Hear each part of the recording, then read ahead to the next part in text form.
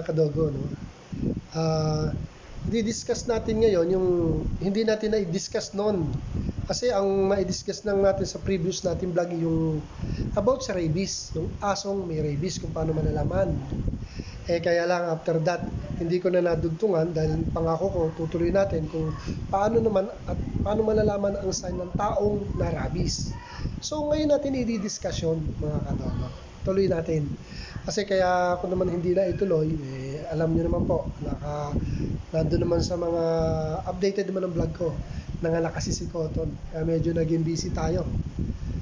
So ngayon ituloy natin, mga kadogo, yung discussion about sa ano ba ang sign kung yung tao na ang nare-rabies or kung may rabies na ang tao na nakagat ng asong may rabies. Okay? Pero kung kayo po ay makakagat na ng aso, kay may rabies o wala, dapat magpa-check up na po kagad tayo dahil deadly kasi ang rabies. Virus po yan eh. Ang tinitira niya yung utak natin. So, pag napabayaan, wala. Kamatayan talaga. Yun talagang uwi. Walang gumagaling doon. Pag malala na. According to science, wala pang napatunayan na gumaling talaga yung malala na, no? So, ganito yon. I-discuss na natin ngayon yung sign ng taong na rabies po, mga kadogo.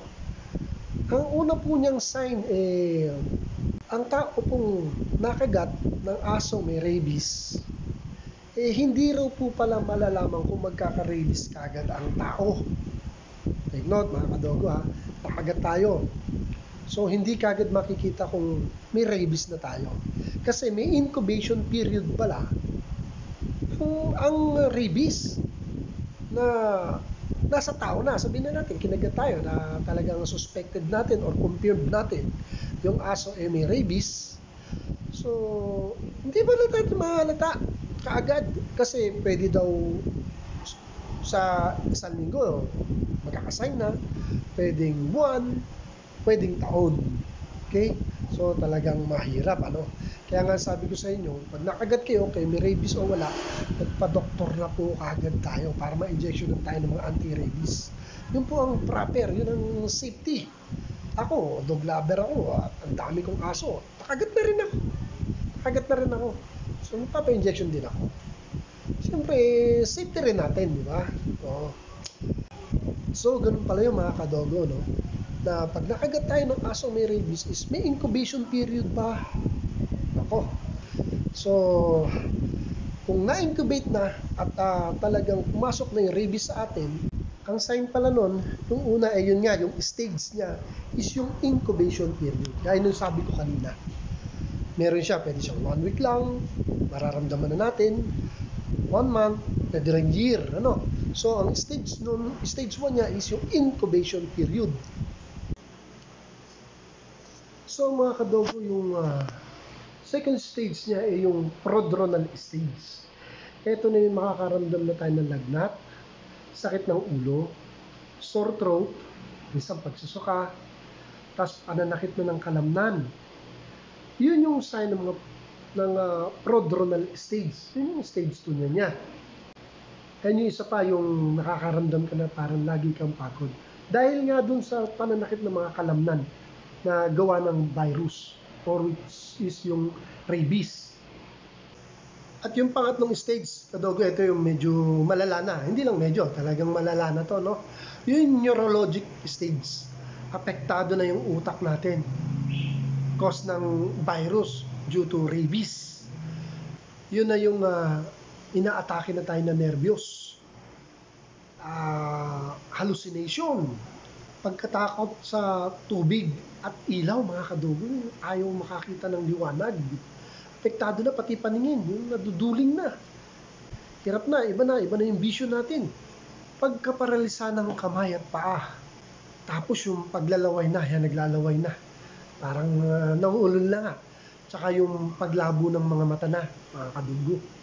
Yung panga natin, yung jaw, at lalamunan, wala, paralisado na. So, hirap na tayong kumain, uminom.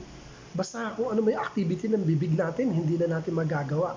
So, hindi na nga tayo makakakain, di ba? Paralyzed na po to. Yung jaw and yung mismong bibig natin. And mga kadogo, yun na yung stage na takot na rin tayo sa tubig daw. Pag gano'n na, pag nandun na tayo sa stage 3 na yon. And yun na yun, yung kalat na yung virus o rabies sa katawan natin, especially sa utak natin, mga kadogo. Deadly na yun. Yun na yun. Magkokos na yun ng pagkaparalisa na ng buong katawan hanggang sa kamatayan na. Kasi malalang malala na yun. Kaya mga kadogo, para ma-avoid natin ang rabies na yan, gaya ng sabi ko nung una pa lang, kaya may rabies o wala.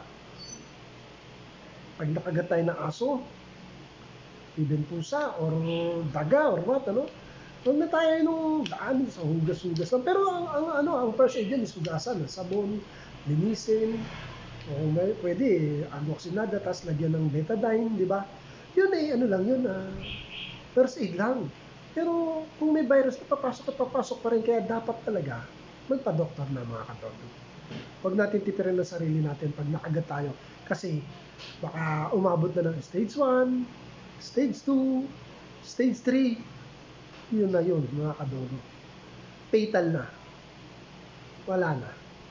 Huli na yun. Kahit gustoy na natin na kahit ilang vial pa ng anti-rabies, wala na. Hindi na. Siguro even doktor, hindi ka na rin injection na nun. Kasi last stage na. Talagang yun na yun. At tapos na, mamamatay na ang taong affected na talaga ng rabies. Kaya mga kadogo, ang rabies is napakadelikado. Virus po siya. Kaya ingat-ingat lang, mga kadogo. Even ako, as a dog lover, ingat din ako. Mga aso ko, alam ko, tiwala ako walang mga rabies. Pero syempre, pag nakagat ako ng mga yan, kung sakali, pero hindi naman nangangagat yan, magpapa-injection pa rin ako. Even may injection na ako. Kasi yun yun ang safety. And kung tayo duda talaga sa asong nakakagat sa atin, o ano mga hayop na nakakagat sa atin, magpa-doktor po kagad. Pinaka-importante po yun. Magpa-doktor. Okay po mga kadogo, sana po na-explain ko na maayos at may natutunan tayo kahit paano. Ingat po tayo sa rabies. Meron naman pong project ang ating mga barangay every year, anti-rabies sa mga aso. Dalhin po natin ang mga alaga natin. Kaya paano mga kadogo, sana may natutunan niya kayo kahit paano. So have a nice day, good night, and God bless po. Thank you. Thanks for watching, mga kadogo.